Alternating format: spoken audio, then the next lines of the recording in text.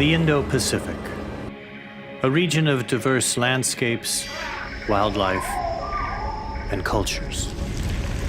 Its natural resources, including one of the world's 3 major rainforests, have helped to create some of today's fastest-growing economies. It is also home to 1/10 of the world's remaining intact tropical forests. Intact forests are more than just tree-covered landscapes. They are complex networks of living and non-living elements, with few signs of human activity, that are large enough to sustain entire ecosystem functions. They improve food security and water availability while protecting people from natural disasters and climate change. And as the world confronts the health, social, and economic consequences of the COVID-19 pandemic, the Indo-Pacific's intact forests will play a key role in creating more resilient societies. Maintaining the forest's integrity will improve human well-being and support the natural systems we depend on. And yet, their trajectory has been in decline for decades.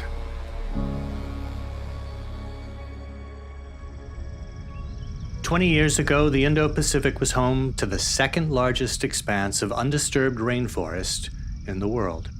It covered roughly 188 million hectares, an area about twice the size of the island of New Guinea. But it was losing forest more quickly than anywhere else. Satellite records show that by 2019, this forest had been reduced to less than half of what it had been in 2001, with most cleared for resource extraction and infrastructure expansion. In the Northwest, the main drivers have been forestry, shifting small farms, and large-scale commercial agriculture. In the Central region, the leading factor was clear-cutting for palm oil production. And in the East, losses came from shifting small farms and palm oil plantations. Today, with forests fragmented and degraded, few are large enough and intact enough to sustain all ecosystem functions, while providing the full range of benefits that people depend on. The intact forests that remain are essential. About 30% are scattered widely, but roughly 70% are concentrated just within the islands of Borneo and New Guinea, with around half, about 30 million hectares, in the New Guinea region alone. These forest systems provide many undervalued benefits that are easy to overlook. They support the highest levels of terrestrial biodiversity. Up to 25,000 species of trees provide habitat and food for millions of forest-dependent plants, animals, fungi, and microbes. Together, their interconnected networks provide services that societies depend on, like nutrient cycling, seed dispersal, pollination, and pest resistance, all for free. Beyond supporting biodiversity, intact forest systems also influence cloud cover and rainfall. They redistribute runoff, stabilize water tables, and regulate movement of nutrients and sediments, helping to maintain soil fertility for food production and preventing erosion.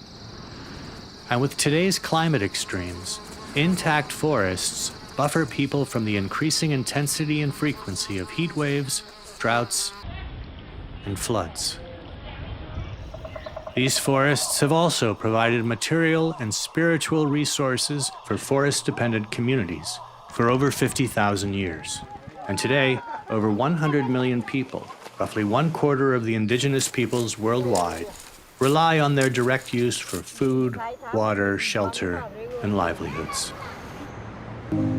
Forests provide benefits to human health by decreasing the negative impacts of smoke and haze, by being better able to withstand wildfires than disturbed forests.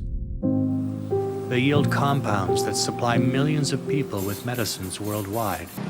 Intact forests also reduce contact between humans and disease vectors, preventing the transmission of established and emerging infectious diseases that can impact human health and economic stability at global scales. The benefits of intact forests also reach worldwide.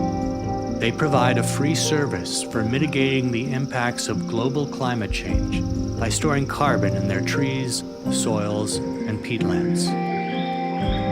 The Indo-Pacific is estimated to hold up to 140 billion tons of carbon, with more than 40 billion tons in tree biomass alone. Keeping them intact will play a vital role in preventing global warming from exceeding 1.5 degrees Celsius by 2030. The benefits of intact forests are increasingly clear. Yet current land use plans are often at odds with maintaining their integrity. For example, as of 2020, land concessions have been issued for much of the western half of New Guinea. Millions of hectares have been allocated for industrial logging and wood pulp production, mining operations, and oil palm plantations.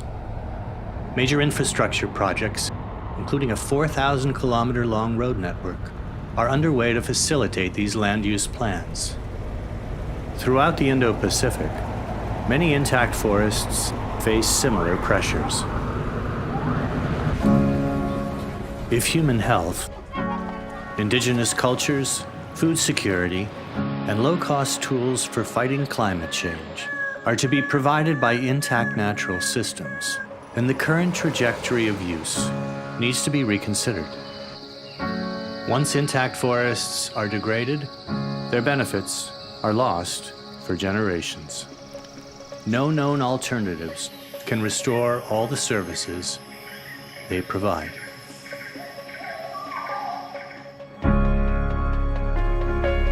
Societies around the globe have exploited nature to shape the world we live in, without recognizing the full value of intact natural systems.